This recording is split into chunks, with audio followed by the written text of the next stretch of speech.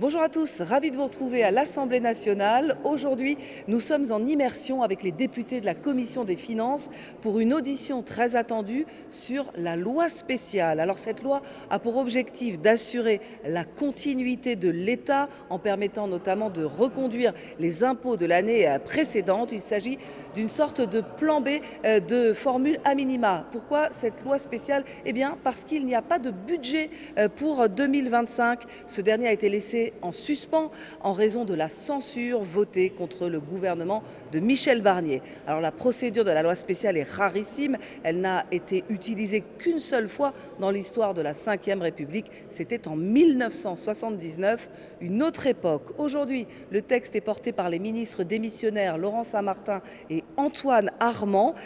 Ils s'en tiennent, vous allez le voir, principalement aux faits. Écoutez. Mesdames et messieurs, les députés, la motion de censure qui a été adoptée le 4 décembre dernier, vous le savez, a interrompu la discussion des textes financiers. Elle compromet donc de fait l'adoption d'un budget pour la sécurité sociale et d'une loi de finances pour 2025 avant le 31 décembre de cette année. C'est une situation à la fois exceptionnelle et grave. Ces impacts, nombreux, sont et seront visibles, tangibles, sensibles dans tous les secteurs d'activité en France. L'incertitude associée aura un impact sur les décisions d'investissement des entreprises, sur l'emploi, sur l'activité, sur l'ensemble du territoire national. En plus de cela, l'absence de budget a en particulier un impact direct et immédiat pour nos compatriotes ultramarins, dont certains font face à des situations de détresse et d'urgence extrêmement importantes. Les services de mon ministère étaient encore ce matin en réunion avec les acteurs économiques de la Nouvelle-Calédonie. Faute de budget, le prêt d'1 milliard d'euros qui était prévu pour la Nouvelle-Calédonie ne pourra pas lui être accordé. Je pense également à la situation de la Martinique et de la Guadeloupe, où la baisse prévue de taxes sur la valeur ajoutée sur plus de 6 000 produits alimentaires ne pourra pas entrer en vigueur au 1er janvier. Dans plusieurs autres secteurs, vous le savez, mais je le rappelle, des dispositions ne pourront pas être prolongées. Les engagements des précédents gouvernements en faveur des agriculteurs à la suite de la crise de 2024 ne pourront pas être tenus. Les crédits supplémentaires destinés au secteur régalien, à l'armée, à la police, à la gendarmerie, aux juges ne pourront pas être débloqués. Il en va de même, par exemple, et pour n'en citer que quelques-uns, pour le crédit d'impôt innovation pour les petites et moyennes entreprises ou pour le remplacement des congés pour les agriculteurs et agricultrices qui souhaitent en prendre et être remplacés.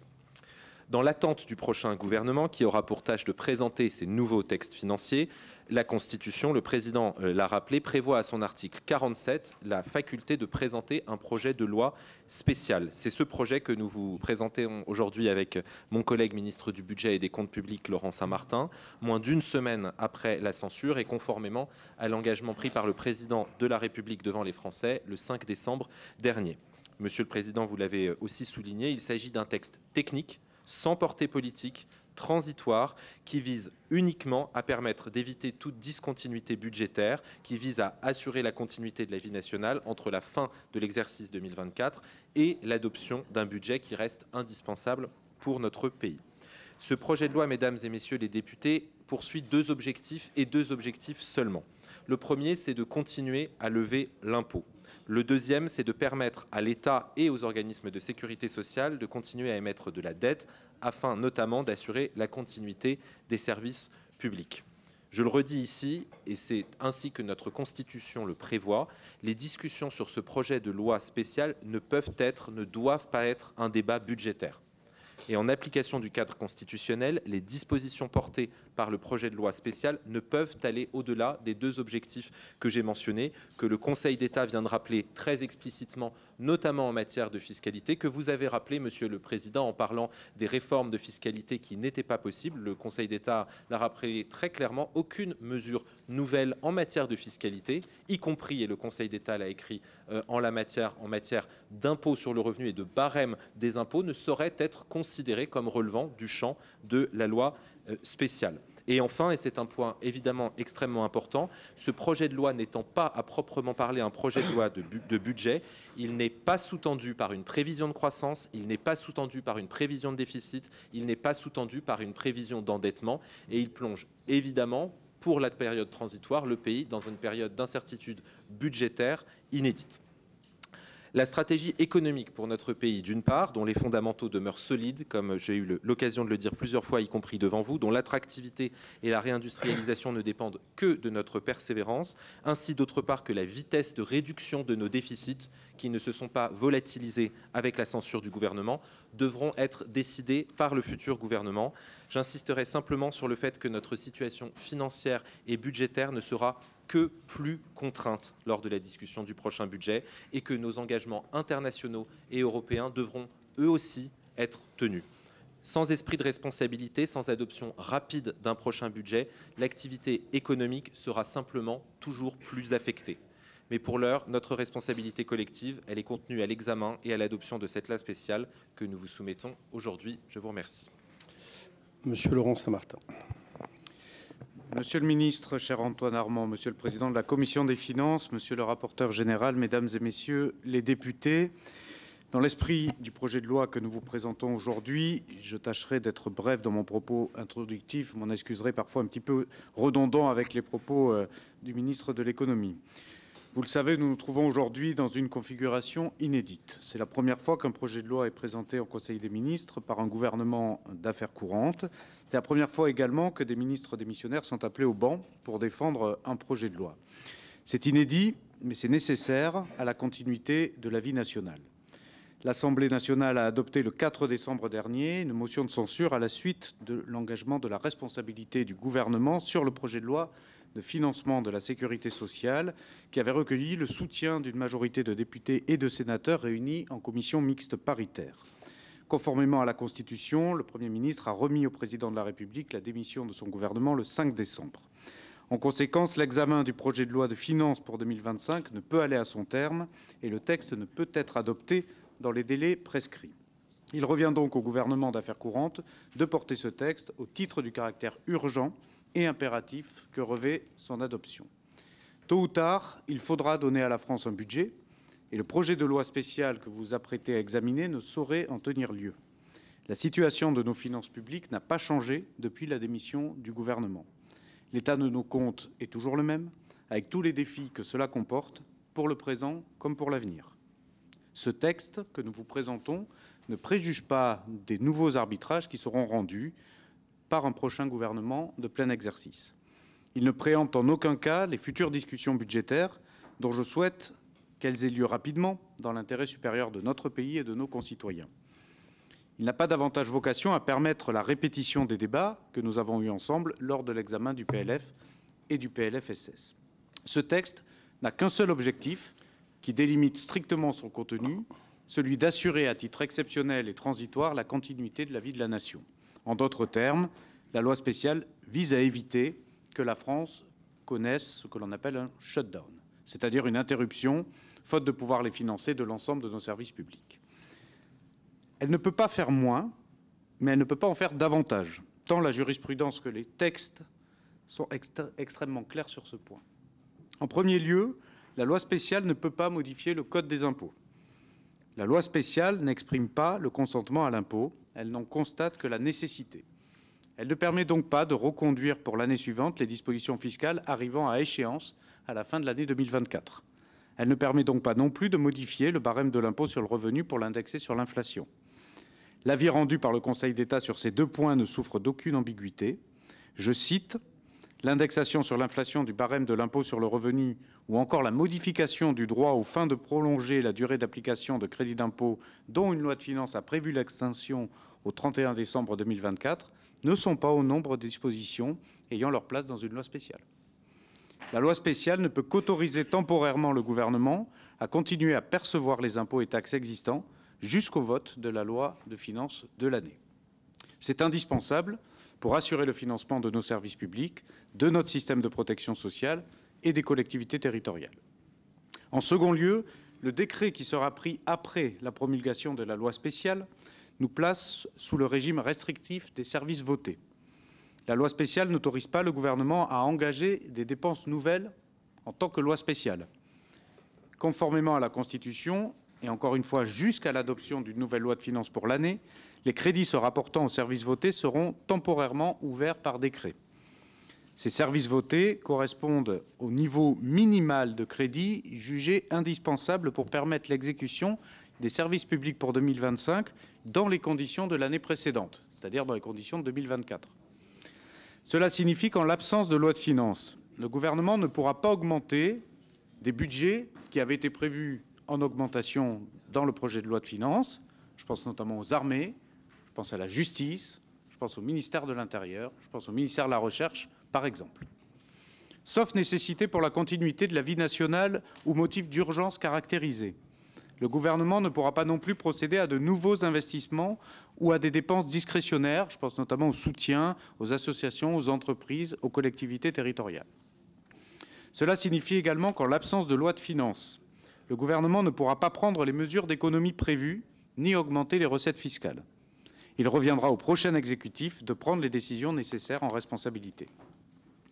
Enfin, la loi spéciale autorise le gouvernement à recourir aux emprunts nécessaires pour assurer ses engagements, ainsi que le fonctionnement régulier des services publics. Comme vous le savez, les recettes fiscales et sociales ne suffiraient pas à couvrir le besoin de financement des administrations publiques, étant donné la situation déficitaire de l'État comme des comptes sociaux.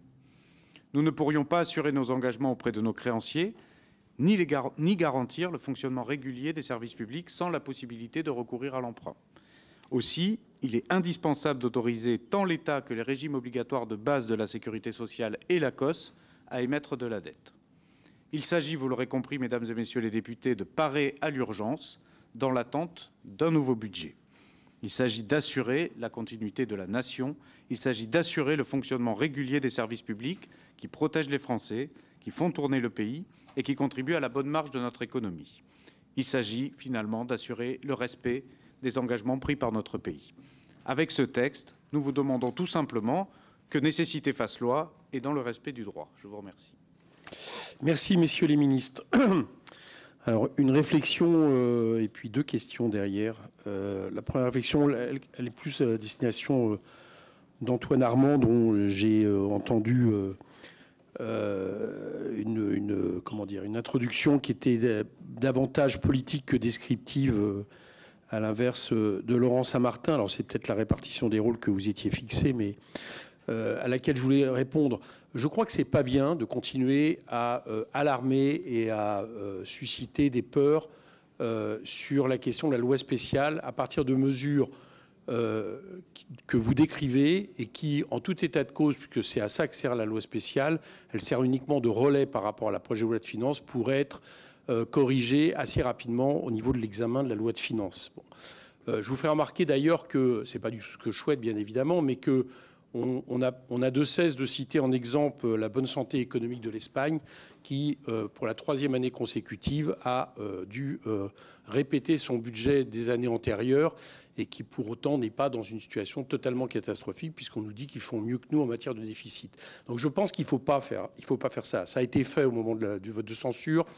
On a expliqué, certains ont même expliqué que la carte vitale s'arrêterait. Et on nous a expliqué également que dès janvier, en réalité, les Français seraient impactés du fait de la non-indexation des barèmes. Maintenant, vous-même, vous reconnaissez qu'en réalité, tout ça ne devrait pas avoir lieu puisque, en tout état de cause, le prochain projet de loi de finances sera adopté avant avril. Donc déjà, une première chose, ça ne rend pas service au pays de faire ça et de susciter des peurs. Moi, je voulais vous le dire. Et je trouve que c'est pas bien pour aller vite. Deuxièmement, c'est aussi se confondre la cause et les effets. C'est pas la loi spéciale qui provoque cette situation. C'est même pas la censure. C'est le fait d'avoir voulu imposer un budget minoritaire qui n'avait pas de majorité à l'Assemblée nationale en imposant cette politique. Et j'espère que du coup, on corrigera cet effet pour essayer d'avoir le plus rapidement possible un prochain budget rapidement. Bon, une fois dit ça, en termes de remarques, j'ai des questions à vous poser. Le vote du projet de loi spéciale permettra au gouvernement de prendre des décrets ouvrant des crédits pour 2025. Ces crédits pourront être au plus équivalents à ceux ouverts en loi de finances initiale pour 2024. Comme l'a dit Laurent Saint-Martin, ils ne pourront pas augmenter. Bien. Par contre, on s'aperçoit qu'en réalité, ils peuvent baisser. Le gouvernement pourrait aussi faire le choix, par exemple, d'ouvrir des montants moindres, comme le permet l'article 45 de la LOLF, qui précise que les services votés représentent, je cite, représentent le minimum de crédit que le gouvernement juge indispensable pour poursuivre l'exécution des services publics. Donc ma question, c'est quelle sera la doctrine appliquée par le gouvernement pour ces décrets ? retiendra-t-il strictement les montants de crédits ouverts en 2024 en attendant la loi de finances qui sera adoptée en 2025, ou bien des montants moindres? Et si ce sont des montants moindres, en quelle proportion et pour quelles raisons? Ma deuxième question a un lien avec la proposition de loi organique portant réforme du financement de l'audiovisuel public qui a été adoptée le 20 novembre et qui doit permettre de poursuivre le financement des sociétés de l'audiovisuel public par l'affectation d'une fraction des recettes de TVA au-delà du 31 décembre 2024, alors que la rédaction actuelle de la LOLF empêchait le maintien de ce financement. Dès lors que cette loi organique serait validée par le Conseil constitutionnel et promulguée avant l'examen du projet de loi spéciale, ne vous semble-t-il pas politiquement souhaitable et juridiquement possible qu'un amendement au projet de loi spéciale prolonge l'affectation de cette fraction de TVA, qui ne changera pas en termes de montant de TVA, dans les mêmes conditions qu'en 2024. Donc c'était la question que je vais vous poser. Et une troisième et dernière chose, c'est la réflexion sur la question, puisque ça a été débattu, vous le savez, de la question du barème de l'impôt sur le revenu. Donc vous avez compris que je ne souhaitais pas participer au fait de faire peur aux gens sur l'idée que c'est... Monsieur Cazeneuve, vous pouvez vous inscrire. Laissez-moi terminer. Si, on a fait peur aux gens à un moment donné. Écoutez, le président de la commission des finances a le droit de donner sa position. C'est quoi cette histoire? C'est quelle pression vous exercez là? Moi, je suis désolé, mais vous parlerez quand vous parlerez. Bon, enfin, c'est extraordinaire. Je donne mon avis sur quelque chose qui s'est passé sur ce texte et je suis strictement dans mon rôle de le faire en tant que président de la commission des finances qui, de facto, je vous le rappelle, et c'est pas hasard, appartient à l'opposition. Donc vous attendez pas que je pose des questions et une affirmation qui aille dans le sens du gouvernement. Je suis désolé. Là, je sortirai effectivement de mon rôle. Donc je pose la question. Je considère que j'ai pas envie de cotiser du coup au fait des frayeurs qui ont été à un moment donné suscitées. J'observe que le discours sur ce point a cessé, c'est fort heureux. Pour autant, je pense qu'on peut peut-être essayer de sécuriser le dispositif. Bon, donc du coup, moi, je proposerai un amendement dans ce sens. Alors, j'observe l'avis du Conseil d'État, mais j'observe que l'avis du Conseil d'État est un avis qui est certes important, mais il ne vaut pas... Monsieur Veur, c'est vraiment pénible. Vraiment. Il ne vaut pas jugement. Et de ce point de vue-là, je pense qu'on peut... pourquoi pas? C'est ce qu'on fait dans cette... C'est ce que excusez-moi, monsieur Wörth, mais c'est ce que je demande pour tout le monde. C'est ce que je demande pour tout le monde dans cette commission depuis le début, y compris quand les interpellations vous concernent vous. Vous n'avez pas un rôle particulier qui vous incite à parler hors micro pour faire en sorte de perturber les personnes qui parlent. Je suis désolé, je le fais à tout le monde, absolument à tout le monde, et quelle que soit la personne qui parle. Donc ça peut être aussi l'occasion de laisser parler le président de la commission des finances sans qu'on vaille quelque part remise en question de ce qu'il dit. Vous pourrez le faire en vous inscrivant, il n'y a pas de souci. Donc je termine là-dessus. Moi je considère que on a eu un seul exemple de loi spéciale, donc il n'y a pas un usage fréquent qui fait que on pourrait considérer que il y a un avis définitif et qu'il n'y aurait pas une interprétation de la décision du Conseil constitutionnel. Et pour ma part, je souhaiterais faire en sorte que l'impôt existant soit considéré en fonction du périmètre des contribuables touchés et que on considère que du coup c'est normal que ce soit le même périmètre qui soit touché en 2024, qui serait touché en 2025, ce qui pourrait justifier, comme d'ailleurs c'est prévu pour l'impôt foncier, puisque là il y a une automaticité, qu'un tel amendement puisse être adopté qui sécuriserait le dispositif. En tout cas, c'est ce que j'essaierai de faire et on verra bien si tout cela passe au niveau de la séance et après passe au niveau d'abord du vote et éventuellement de recours ou pas au Conseil constitutionnel, même si je pense que ce n'est pas un sujet absolument décisif. Monsieur le rapporteur général. Monsieur le Président, Messieurs les ministres, mes chers collègues, votre rapporteur général est globalement favorable à ce projet de loi spéciale. Mais se posent de nombreuses questions. Tout d'abord, sur l'article 1er, s'agissant de l'autorisation de percevoir les impôts existants en 2025, 4 sous-questions. Première sous-question, les projets de loi de finances habituels comportent même, toujours en leur article 1er, une disposition autorisant la perception des ressources de l'État. Il paraît logique que la formulation de l'article 1er du projet de loi spécial soit très proche de celle du grand 1 de l'article 1er du PLF pour 2025. Mais pourquoi ne pas avoir repris le grand 2 qui précisait que cette autorisation s'appliquait à l'impôt sur le revenu dû au titre de l'année 2024, à l'impôt sur les sociétés dû au titre des exercices clos à compter du 31 décembre 2023 et à compter du 1er janvier 2025 pour les autres dispositions fiscales, qui est, je le rappelle aux collègues, un dispositif pour faire face à une éventuelle contestation en rétroactivité de la loi.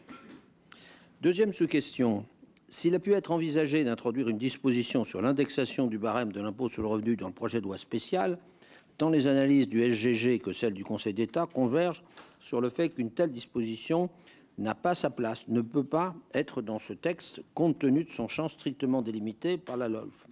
À défaut, messieurs les ministres, pourriez-vous nous confirmer que l'exécutif s'engage à procéder à l'indexation du barème dès le futur PLF pour 2025, comme d'ailleurs d'autres impôts, comme les tranches de DMTG, des droits de l'IFI, du régime de franchise TVA ou du régime du microfoncier.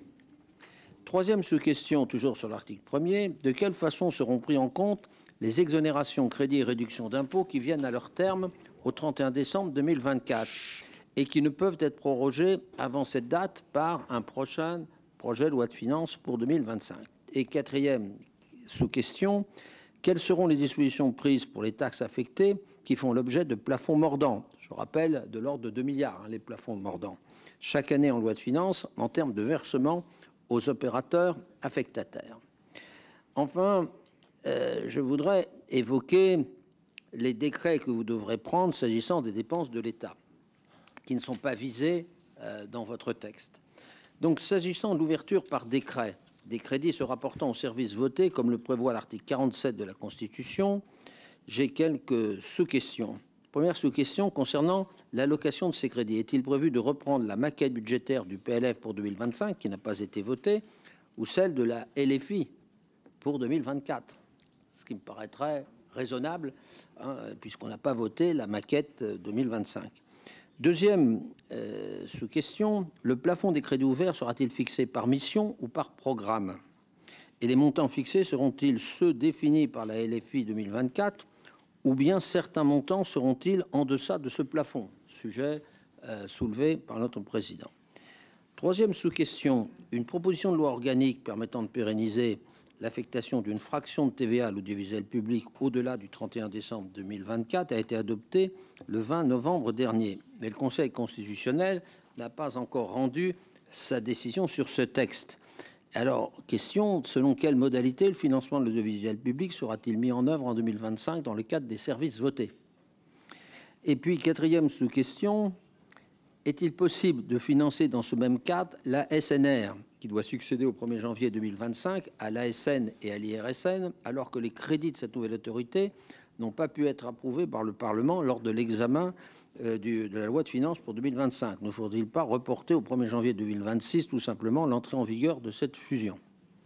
Sur l'article 2, l'article 2 autorise le ministre chargé des Finances à procéder à des emprunts à long, moyen et court terme pour couvrir l'ensemble des charges de trésorerie de l'État.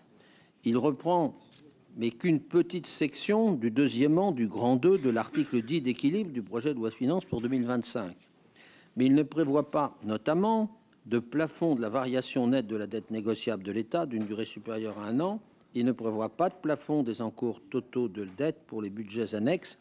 Pourquoi n'avez-vous pas tout simplement repris le texte du grand 2 de l'article d'équilibre de l'article 41 du projet de loi de finances? Sur l'article 3, deux sous-questions. Pourquoi l'article 3, qui permet à 4 régimes et organismes de sécurité sociale de recourir à des ressources non permanentes, ne reprend-il pas la rédaction de l'article 13 du PLFSS pour 2025, avec la définition de plafond d'emprunt pour chacun d'entre eux, conformément aux dispositions organiques du Code de la sécurité sociale? Et deuxième sous-question, sur cet article 3, en l'absence d'autorisation de recourir à l'emprunt en 2025, pendant combien de jours les régimes et organismes de sécurité sociale visés à l'article 3 pourraient-ils assurer le paiement et le remboursement des prestations sociales? Et puis j'ai enfin une question subsidiaire à vous poser. Le renversement du gouvernement le 4 décembre dernier a interrompu donc l'examen du PLF pour 2025 qui était au Sénat, alors que ce dernier avait déjà engagé la discussion de la seconde partie. La reprise par le Sénat de l'examen de ce PLF au mois de janvier 2025 est-elle envisagée avec la perspective d'une nouvelle lecture? Le cas échéant, ou bien la seule option étudiée, semble-t-il, par l'exécutif est-elle le dépôt d'un nouveau projet de loi de finances au début de l'année prochaine, comme l'a évoqué le président de la République. Pourriez-vous nous éclairer sur ces deux options?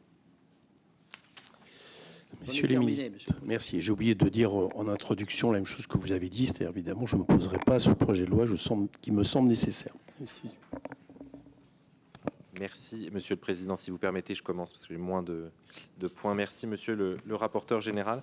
Je réagis sur 2 points sur les crédits d'impôt pour la fin de l'année 2024. C'est ceux que j'ai listés et c'est le moment où le président de la Commission des Finances a dit que c'était pas bien ce que je disais parce que je faisais la liste des crédits d'impôt. Loin de moi l'idée de faire de la politique ici. Je suis pas sûr que d'ailleurs cette commission en ait jamais fait. Je listais les crédits d'impôt qui ne pourront pas être reconduits. Je listais les crédits d'impôt qui ne pourront pas être reconduits en l'absence de nouveaux projets de budget et je mentionne à nouveau bien volontiers le crédit d'impôt innovation, le crédit d'impôt collection qui bénéficie directement à l'industrie textile qui est en difficulté dans de nombreux territoires, le crédit d'impôt remplacement pour les agriculteurs qui souhaitent prendre un congé et qui peuvent être indemnisés et je pourrais en mentionner beaucoup d'autres et pour lesquels en l'absence de loi de finances, il ne pourrait pas, en l'absence de nouvelle loi de finances au 1er janvier, ce qui va arriver, il y aurait au minimum un delta entre le 31 décembre 2024 et le moment d'adoption de la loi, pendant lesquels ces crédits d'impôt ne pourraient pas couvrir la période. Sur la question de savoir pourquoi nous n'avons pas inscrit dans des montants d'encours et de plafond, parce que le Parlement, enfin parce que l'Assemblée nationale a voté la censure, monsieur le rapporteur général. Je l'ai dit en introduction, il ne s'agit pas d'un budget. Il ne s'agit pas d'un budget. Et donc, en cohérence, nous ne donnons pas des plafonds d'emprunt, d'encours qui correspondent à une stratégie économique et budgétaire qui aurait été adoptée par le Parlement souverainement, sur proposition du gouvernement. Ce que nous faisons, c'est que nous donnons la possibilité de manière transitoire, enfin ce que vous faites, pardon, c'est que vous donnez au gouvernement de façon transitoire la possibilité de continuer à contracter de l'emprunt, de l'emprunt de moyen et de long terme, comme c'est nécessaire vis-à-vis des programmes de financement qui ont déjà été lancés, de l'emprunt de court terme qui est nécessaire en termes de trésorerie et d'infra-annuel pour gérer la dette de l'État au mieux et qu'elle coûte le moins d'argent possible aux contribuables publics. Mais il n'appartient pas, dans une loi spéciale qui a vocation à uniquement atteindre un prochain budget, à déterminer quelle est la masse globale. Ça, c'est le fond, le principe de la réponse. Sur le fond, pour vous répondre plus directement, oui, les encours et le plafond d'endettement doivent être nécessairement en lien avec ce qui avait été imaginé dans le projet de loi de finances et de l'émission autour de 300 milliards. Mais ce n'est pas ni au gouvernement de le proposer, ni au Parlement de l'adopter dans le cadre d'une loi spéciale. Et vous pointez un point extrêmement juste et important, c'est que la loi spéciale n'est pas là pour donner un cadre économico-financier au pays. Elle est là, empis-allée, pour attendre l'adoption d'un budget qui est la seule loi qui permet de lever l'incertitude économique. Et je finis sur ce point. J'aurais peut-être, et je le fais ici, pu citer les agences de notation, les analystes indépendants, les instituts économiques qui sont en train de calculer le coût de l'incertitude économique liée à la censure. J'aurais pu citer les nombreuses fédérations d'entreprises qui se sont exprimées avant ou après sur l'impact direct et déjà visible sur leur carnet de commandes. Il ne s'agit pas ici de faire de la politique, il s'agit de décrire la situation économique du pays, ce qui incombe à un ministre, même gestionnaire des affaires courantes. Oui, en complément, Monsieur le Président, si on est très factuel, comme je crois l'esprit de la loi spéciale nous appelle à l'être, ce qui crée les conséquences de l'absence de budget, c'est la censure, c'est un fait. La censure. Bon. Donc, absence de budget. Laissez parler le ministre, s'il vous plaît. S'il vous plaît. Absence de disposition. S'il vous plaît. Prévue à l'adoption d'un budget parce qu'absence de budget, parce que censure. C'est un fait. Pas du tout polémique quand je dis ça. C'est un fait. Bon. Vous avez posé un certain nombre de questions, notamment sur les services votés. Monsieur le Président et Monsieur. J'aimerais qu'on écoute le ministre et je demande le même calme que quand j'intervenais tout à l'heure pour demander. Donc on écoute Laurence Saint-Martin et on n'a pas besoin de faire des commentaires qui perturbent. Et je le dis avec d'autant moins de polémique que j'avais alerté depuis de nombreux jours sur ce que j'avais appelé la facture de la censure et nous y sommes. Et je ne suis pas là pour polémiquer sur ce sujet-là puisque je l'avais précisé. Et si vous voulez, on peut en reparler, mais c'est bien la censure qui crée l'absence de budget. Sur le décret des services votés, c'est normal qu'il y ait beaucoup de questions techniques pour le coup puisque c'est quelque chose d'inédit. Quelque chose en tout cas d'extrêmement rare. D'abord, ce n'est pas le texte aujourd'hui qui fait le décret. C'est pas un décret d'application de la loi spéciale, c'est ça que je veux dire. Hein. Donc c'est pas, on n'a pas dans l'examen de ce texte les niveaux de crédit qui vont être adoptés. Et je le dis donc avec une obligation de ne pas pouvoir donner un certain nombre de détails, tout simplement parce que je ne sais pas à ce stade qui sera signataire de ce décret de service voté. D'accord. Donc ce qui est sûr et ce que l'on peut affirmer, c'est que, ils sont évidemment en cours de préparation et en cours d'anticipation. Ça, c'est notre responsabilité comme gouvernement démissionnaire. Ce qui est sûr aussi, ça c'est dans les textes, c'est que ces crédits ne pourront pas excéder les montants de crédits ouverts de la dernière loi de finances de l'année, donc 2024. Ça répond à la question du rapporteur général. Donc on ne se base pas sur la loi de finances initiale 25, on se base bien sur le crédit de l'année 24. Ils ne peuvent pas excéder, ils peuvent être en deçà. Là, ça répond à la question du président de la commission. La réalité des services votés dans les textes doit être appréciée pour chaque dépense au cas le cas par le gouvernement qui sera en charge de signer justement ce décret. Ce peut être le gouvernement démissionnaire comme un nouvel exécutif. Et vous comprendrez qu'aujourd'hui, je ne suis pas en capacité de vous le dire. En revanche, ce que je peux vous repréciser, je l'ai dit en propos liminaire, mais je vous le reprécise, c'est que concrètement, le fonctionnement des services publics en masse salariale et en dépenses courantes sera assuré. Les contrats en cours seront honorés, par exemple, des investissements qui sont déjà lancés. Les prestations dues au titre de dispositions législatives ou réglementaires existantes seront versées. Exemple, les APL. En revanche, les dépenses nouvelles qualifiées de discrétionnaires, elles, ne relèvent pas des services votés, sauf exception qui relèvent de l'urgence. Donc il y aura des analyses sur le caractère impératif qui seront menées au cas par cas par les services de contrôle budgétaire. Donc les investissements nouveaux, en soi, doivent être exclus, sauf cas d'urgence manifeste. Enfin, les dépenses d'intervention discrétionnaire sont elles aussi exclues dans les textes des décrets de services votés. Là aussi, sauf exception, les subventions aux collectivités, aux entreprises, aux associations, ce que je disais tout à l'heure, sont suspendues par ce décret. Donc j'espère que ça répond à votre question sur le fait que ça ne peut excéder, ça peut être en deçà, parce que ça doit correspondre à ce que prévoit précisément l'article 45 de la LOLF, c'est-à-dire couvrir le minimum, je cite, indispensable pour poursuivre l'exécution des services publics dans les conditions qui ont été approuvées l'année précédente par le Parlement, et pas autre chose, sauf exception qui viendrait correspondre à une situation d'urgence. Et donc, comme j'imagine qu'il y aura encore pas mal de questions sur les services votés, j'espère avoir été le plus précis possible là-dessus. Mais c'est bien après promulgation de la loi spéciale et ce n'est pas directement lié au contenu de la loi spéciale. Monsieur le Président, vous avez, et je reviendrai aux autres questions du rapporteur général, posé une question sur l'audiovisuel public, ainsi que Charles de Courson.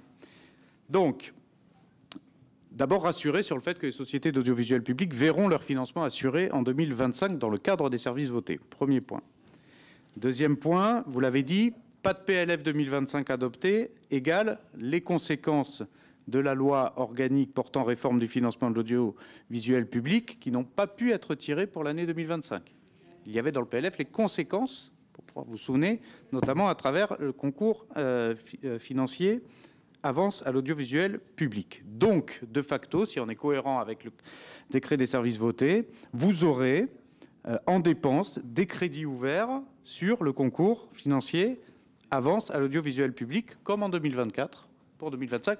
Encore une fois, et c'est quelque chose que je répéterai, jusqu'à l'adoption d'une nouvelle loi de finances 2025 permettant de traduire la proposition de loi organique qui a été adoptée concernant la réforme du financement de l'audiovisuel public.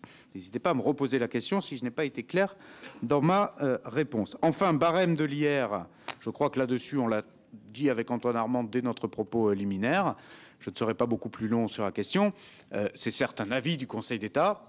Enfin, un avis du Conseil d'État, ce n'est pas un avis comme ça, et considère effectivement que cet avis est extrêmement clair sur le fait que cette loi spéciale ne doit pas composer de dispositions fiscales, parce qu'il n'y a pas de dimension politique, il n'y a pas de dimension à modifier des dispositions fiscales, il n'y a qu'une dimension à rendre possible le prélèvement de l'impôt. Ce sont deux notions très différentes. Il n'y a pas de choix politique dans cette loi, pour le dire dans des termes le plus simples possible. Il n'y a pas de choix politique du tout. C'est lever l'impôt et c'est lever de la dette. Point à la ligne. Et il ne faut pas que cette loi permette autre chose, sinon on ne serait pas conforme à notre Constitution et à notre loi organique. Monsieur le rapporteur général, vous avez posé d'autres questions sur lesquelles je reviens. L'autorisation de percevoir l'impôt existant en 2025. Pourquoi est-ce qu'il n'y a pas le grand 2 ? Tout simplement parce que justement, ce grand 2 justifie des dispositions fiscales qui avaient chacune des dates d'entrée en vigueur par rapport à des applications différentes. Donc ça renvoie à des choix politiques. Tout ce qui est date d'entrée en vigueur, tout ce qui est taux, évidemment, tout ce qui est assiette, tout ce qui est dépenses fiscales sont des choix politiques. Donc tout cela est exclu et devra faire l'objet d'une prochaine loi de finances pour 2025. Même chose pour les exonérations, crédits et réductions d'impôts à votre question suivante. Même chose pour les plafonnements de taxes affectées. En revanche, je précise quand même que la loi spéciale permet d'affecter le rendement des taxes aux organismes bénéficiaires. Ça, la loi spéciale le fait. C'est la modification des plafonds qui n'est donc pas possible. Vous avez posé la question sur l'ARSN. La fusion de l'ASN et de l'IRSN entrera bien en vigueur au 1er janvier 2025 et le financement de l'ARSN nouvellement créé, elle est garantie par le régime des services votés qui couvrira la masse salariale et le fonctionnement courant. Enfin, Antoine Armand a répondu sur le plafond d'emprunt de l'AFT. C'est la même question sur les caisses de sécurité sociale. Il appartiendra à un prochain gouvernement, dans une loi de finances pour 2025, de mettre des trajectoires financières sur ces différentes caisses de sécurité sociale de la même façon que cela a été répondu pour l'AFT. Enfin, votre question subsidiaire qui valait aussi pour le président, l'adoption d'un PLF pour 2025, tout simplement les deux sont possibles. Le prochain gouvernement pourra tout à fait repartir des textes existants. C'est vrai du PLF, c'est vrai du PLFSS d'ailleurs, hein, les deux sont suspendus et ne sont pas supprimés. Et donc, les deux options existent. Reprendre les textes là où ils ont été suspendus, comme les arrêter, réécrire un texte de zéro. Voilà. Merci. Ça ne peut pas être tranché par ce gouvernement. Merci. Juste, je ne reprochais pas le fait que votre intervention soit politique, hein, mais c'était pour expliquer que du coup, la mienne l'était plus que j'imaginais le faire au départ. Voilà. Hein. On fait de la politique, effectivement, cette commission, et je m'en honore. Vous êtes sur LCP pour suivre l'audition des ministres Laurent Saint-Martin et Antoine Armand sur la loi spéciale. Une loi nécessaire pour faire fonctionner le pays. Elle autorise l'administration à percevoir les impôts et permet à l'État et aux organismes de sécurité sociale de s'endetter et donc de financer les services publics. Alors cette loi a été présentée en Conseil des ministres ce 11 décembre. Elle comprend 3 articles seulement avec pour objectif une adoption rapide, c'est-à-dire avant le 31 décembre 2024. Bercy le souligne, c'est une loi temporaire. Il faudra bien à un moment donné renégocier, rediscuter un budget pour l'année suivante. Ce sera une autre histoire. Retour tout de suite en commission des finances. On prend les orateurs de groupe. Qui est pour le Rassemblement national ? Monsieur Tanguy. Merci Monsieur le Président, merci Messieurs les ministres pour cette présentation. Écoutez, nous soutiendrons, ce n'est pas un secret, nous l'avions dit avant la censure, cette loi spéciale qui appelle quand même, notamment l'avis du Conseil d'État, plusieurs interrogations. Vous prenez comme quelque chose, comme argent comptant, le fait qu'on ne puisse pas indexer l'impôt sur le revenu. Bon, moi j'ai lu l'avis du Conseil d'État qui, dans sa grande tradition, n'a d'autre argument que celle de sa propre autorité, puisqu'elle explique dans le 8e alinéa, enfin le 8e point, qu'il faut prolonger les impôts existants.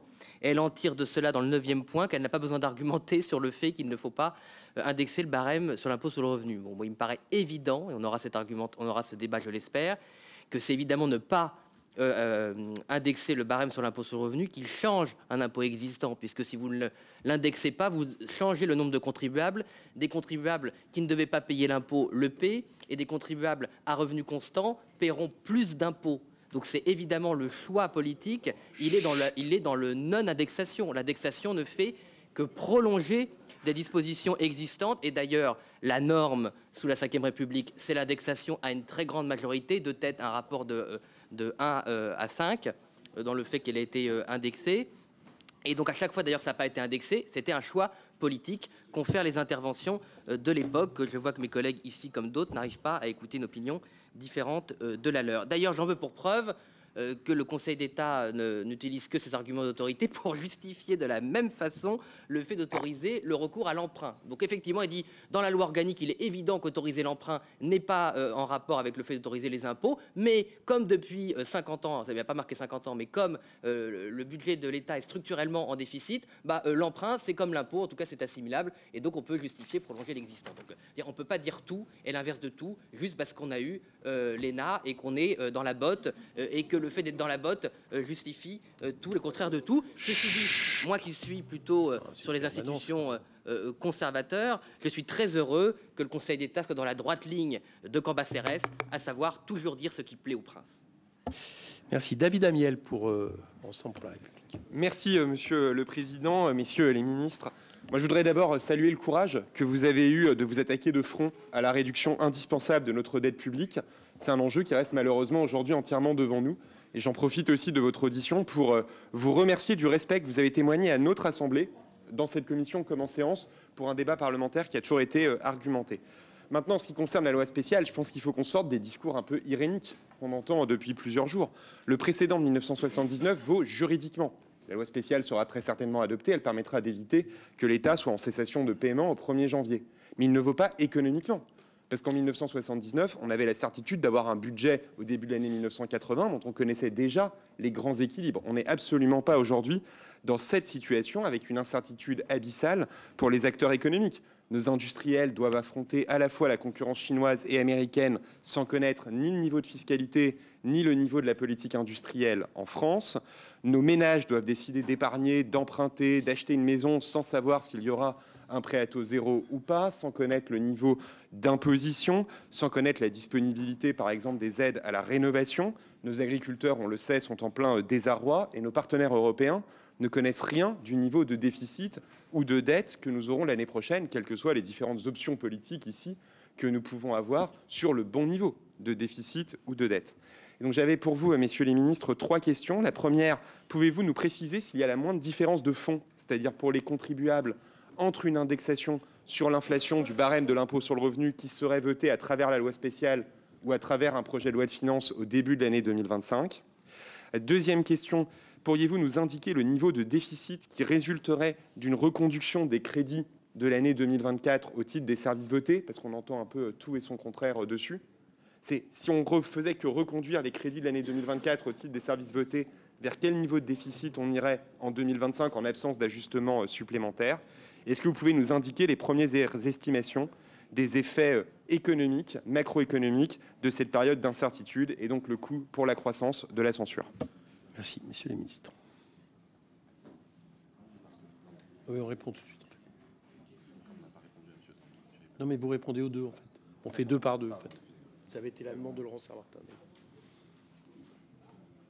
Pardon, merci Monsieur le Président. Je réponds pour ma part à la partie déficit et croissance. La loi spéciale n'étant pas un budget, je le disais tout à l'heure, elle n'est sous-tendue ni par des prévisions de croissance, ni par des prévisions de déficit, ni par des prévisions d'endettement. Et donc, on ne peut pas donner de déficit qui serait une estimation, une prévision, une cible qui serait associée à une loi spéciale qui a par ailleurs vocation, le président l'a rappelé, à s'éteindre au moment où le nouveau budget serait adopté. Mais force est de constater que si on reprend les crédits de l'année passée et qu'on les applique à l'année suivante, ça entraînera un niveau de déficit important et de l'ordre de grandeur de ceux que nous avons connus récemment, et donc qui ne permettent pas de réduire durablement nos déficits et de se remettre sur une trajectoire de solde stabilisant qui permettrait de se donner un horizon de désendettement. Sur la croissance, les prévisions sont en train d'être faites à la fois par les instituts économiques et par les services des ministères économiques et financiers. Mais vous avez raison de rappeler, de redire ce qu'ont dit les instituts de manière très indépendante, c'est que l'incertitude a un coût important et que l'absence d'un cadre budgétaire, économique et financier pour une nation, chaque jour qui passe a un coût supplémentaire. Et que c'est pas une posture politique ou politicienne de le dire, c'est avéré en France, dans les pays européens qui subissent des situations analogues. Donc je pense que c'est effectivement important de le dire et je vous remercie, monsieur le député Amiel. Oui, monsieur le député Tanguy, Bon, l'avis du Conseil d'État, il ne faut pas le prendre pour argent comptant. En fait, ce n'est pas une question d'argent comptant, c'est une question tout simplement de respect du droit. On voit bien dans cette séquence, finalement, deux écoles de pensée. Ceux qui considèrent effectivement qu'on peut mettre des coins dans les institutions de façon indolore et qu'après tout, on peut passer par-dessus à partir du moment où le Conseil constitutionnel ne serait pas saisi et que donc effectivement, malgré un avis du Conseil d'État, malgré des avis, puisqu'il y a plusieurs évidemment, vous l'avez cité, avis rendus, après tout, on peut en faire fi. Moi, je ne le considère pas et je crois qu'il y a beaucoup de députés ici qui ne le considèrent pas. Voilà. Et ça me permet de répondre à la question de David Amiel également, parce que ce qui compte aussi, c'est quel est le résultat pour nos concitoyens dans cette histoire de barème sur l'IR. Et avec une loi de finances en 2025 adoptée sur le premier trimestre, vous auriez exactement la même situation pour les contribuables que si vous le passiez de force à travers cette loi spéciale. Et quand je dis de force, c'est de façon anticonstitutionnelle. Voilà. Donc soit vous le rendez anticonstitutionnel et vous mettez un coin dans les institutions et vous faites une jurisprudence que je considère à titre personnel comme dangereuse pour la suite. Soit vous attendez une loi de finances 2025 qui permettra qu'il y ait, comme notre loi de finances le proposait, une indexation du barème de l'IR sur l'inflation. Aurélien Lecoq. Merci Monsieur le Président, Messieurs les ministres démissionnaires. Bon, nous vous l'avions dit sur tous les tons, votre gouvernement et son budget d'austérité ne passeraient pas l'hiver. Nous sommes à peine début décembre et vous avez déjà pris la porte, en espérant, je le dis, que celle-ci reste encore ouverte quelque temps pour que le président Macron trouve lui aussi la porte de sortie. Je veux le rappeler ici parce que, contrairement à tout ce que vous dites, la chute de ce budget et de fait de votre gouvernement est bien une victoire pour la France insoumise, pour le nouveau Front populaire, mais surtout pour les Français, car c'est grâce au fait que vous ne soyez plus aujourd'hui ministre et que votre budget ne puisse pas s'appliquer, que les retraités se priveront un peu moins de manger l'année prochaine, puisque leurs retraites seront revalorisées sur l'inflation, que les Français pourront peut-être un peu plus correctement se chauffer avec la disparition de votre hausse de la taxe sur l'électricité, que les Françaises et les Français pourront correctement, ou un peu plus en tout cas, se soigner, puisque les médicaments ne seront pas déremboursés, ou que les élèves pourront peut-être avoir une chance d'étudier dans des conditions correctes, puisque les 4000 postes d'enseignants ne seront pas supprimés. Vous l'aurez compris, il n'y aura donc ni déluge, tout va bien aujourd'hui, ni pluie de grenouilles, ni de sauterelles. Ce n'est pas le grand chaos que vous décrivez. On en vient donc aujourd'hui de votre fait, parce que vous avez refusé le budget proposé par le nouveau Front populaire, parce que vous avez voulu faire passer en force votre budget par 49.3, à la situation dans laquelle nous sommes et à cette loi spéciale à laquelle le président Coquerel l'a dit, nous ne nous opposerons pas. Toutefois, nous voudrions quand même vous poser quelques questions sur les services votés. Parce que dans le cas où vous seriez encore ministre démissionnaire, vous devez nécessairement commencer à réfléchir et à préparer les choses. Alors, ils doivent permettre aux services publics de fonctionner dans les mêmes conditions que l'année précédente. Les mêmes conditions, c'est nécessairement en intégrant l'inflation. Nous sommes bien d'accord, monsieur le ministre. C'est en réfléchissant en euros constants. Parce que sinon, ce serait une nouvelle coupe austéritaire déguisée. Il serait insupportable que les hôpitaux puissent acheter moins de matériel parce que le prix de ce matériel aurait augmenté. Vous avez déjà fait assez de mal à nos services publics comme ça. Vous avez déjà été sanctionné. Ne récidivez pas. Merci. Qui pour le groupe socialiste? Monsieur Brun. Merci, Monsieur le Président, Messieurs les ministres. Le dépôt d'un projet de loi spécial est indispensable, mais je pense que son adoption définitive n'est pas souhaitable. Pourquoi? Parce que le report à 2025 de la discussion du budget 2025 est porteuse en vérité d'un grand nombre de difficultés que j'aimerais exposer devant cette commission. La première difficulté, cela a été rappelé dans la discussion précédente. Arrêtez, parce que j'entends pas. Chut, oh. Bon, je recommence depuis le début. S'il vous plaît. Vous remettez à zéro mon compteur ou pas? Non. Attendez, je vais. C'est bon. Philippe. Non, non, ça se passe pas comme d'habitude, mais c'est pas grave. Philippe Brun, allez-y. Non, non. Je disais donc, Monsieur le Président, je vous remercie, que l'adoption, que la présentation de ce projet de loi spécial était indispensable, mais que son adoption n'était pas souhaitable. Pourquoi? La discussion du budget en 2025 pour l'année 2025 est porteuse d'un grand nombre de difficultés. La première d'entre elles, c'est le principe de non-rétroactivité. Il y a la petite rétroactivité dont on a parlé, mais qui ne semble pas pouvoir s'appliquer à 2 mesures importantes auxquelles nous, les socialistes, nous tenons, notamment les 10 milliards de hausse d'impôts, contributions d'impôts sur les contributions exceptionnelles sur les hauts revenus et sur taxes IS sur les grandes entreprises. Il faut les prélever dès la fin de l'année, enfin il faut les voter dès la fin de l'année 2024 pour permettre leur exécution en 2025. Il y a la question aussi des crédits d'impôt qui a été rappelée par les ministres et qui nécessite là aussi, de notre point de vue, l'adoption d'un budget en 2025. Je ne parle pas de 2024 pour 2025, je ne parle pas non plus des autres difficultés qui concernent un certain nombre de crédits que les gens attendent, en particulier les agriculteurs. Et donc dans ces conditions, la question que je pose au ministre, mais que je pose de manière générale à cette commission, sommes-nous capables, sur la base du budget qui est encore en discussion, puisqu'il n'a pas fait l'objet d'un rejet formel, de nous accorder sur un mini-budget, budget minimal, qui nous permettrait d'adopter ces mesures fiscales supplémentaires, de revenir sur un certain nombre de baisses, d'adopter aussi des dépenses auxquelles nous sommes favorables, et pour avoir un budget minimal qui sera corrigé dans un PLFR en début d'année, mais qui nous permette d'avancer, d'éviter ce trou fiscal, notamment sur ces 10 milliards. C'est la question que je pose au ministre, mais de manière générale à l'ensemble de la commission. On a encore le temps de faire la CMP qu'on devait faire sur la première partie du PLF, s'accorder sur une cinquantaine d'amendements pour rendre tout ça votable par tout le monde, et puis renvoyer les grands sujets, les grands débats, au débat sur un PLFR de début d'année. Merci. En fait, je fais 2 par 2. Hein. C'était une demande de Laurence. Merci. À vous. Bon, première intervention, on n'avait pas de questions, donc je répondrai directement à monsieur. Non, j'ai bien écouté vos propos, il n'y avait pas de questions, c'était une tribune politique. Monsieur Brun, vous avez posé la question. Chut. Vous avez posé la question. Je vous ai déjà répondu sur les services votés 3 fois déjà. Monsieur Brun, vous avez posé la question sur peut-on continuer le PLF pas avec un gouvernement démissionnaire. Voilà. Et je crois que le calendrier là ne permet pas d'avoir une promulgation avant le 31 décembre. Mais je peux que rejoindre votre préoccupation initiale et tous les manques qu'il y a pour l'ensemble de nos concitoyens, collectivités, agriculteurs, entreprises, qui étaient effectivement prévus dans ces textes financiers que la censure que vous avez votée ne permet plus. Juste, Laurent Samartin, je me permets, j'endosse pas la question, mais il me semble que la question n'était pas tout à fait contenue dans votre réponse.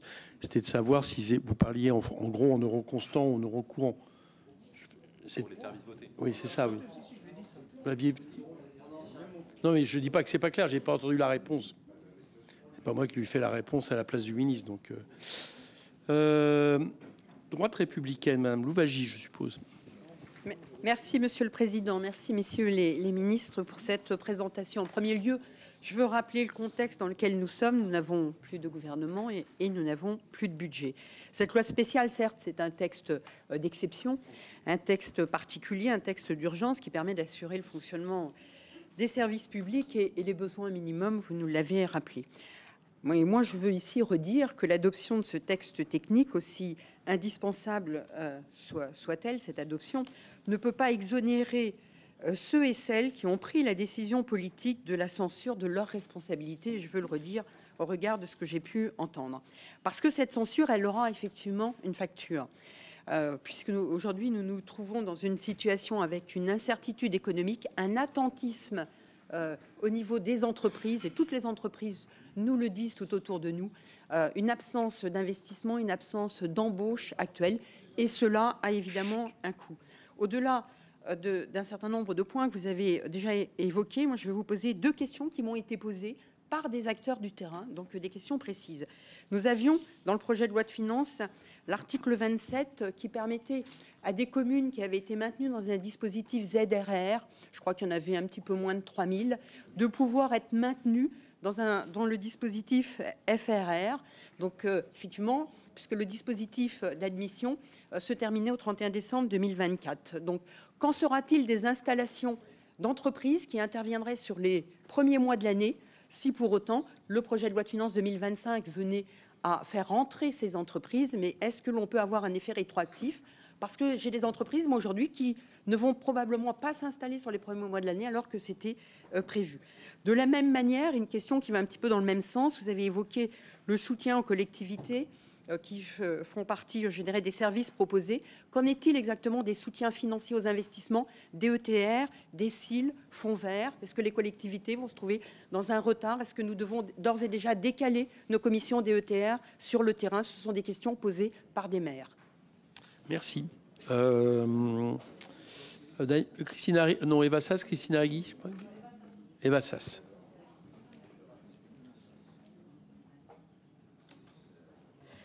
Oui, merci Monsieur le Président. Messieurs les ministres, soyons clairs, nous souhaitons que cette loi spéciale soit adoptée pour garantir la continuité des services publics et la levée de l'impôt.